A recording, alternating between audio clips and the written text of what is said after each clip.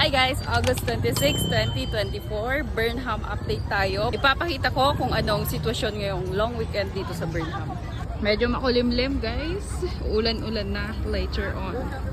Walking lang tayo. Daming nagbabike oh. Nung huling binideo ko dito, halos walang nagbabike. Pero ngayon, wow. Hello Justin. Yan. Sobrang busy. Naman yung isa pang part na pwede kong mag-bike guys. So, ganito siya ka-puno ngayon. Halos walang space, di ba? Yan.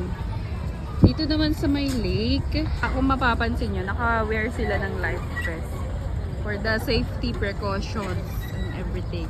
Sa biking part, doon ang medyo talagang dikit-dikit ang tao. Kasi yun yung favorite activity din nila. Volunteers na nakahawak ng plastic bags na magpupulot ng basura. So, yun lang guys.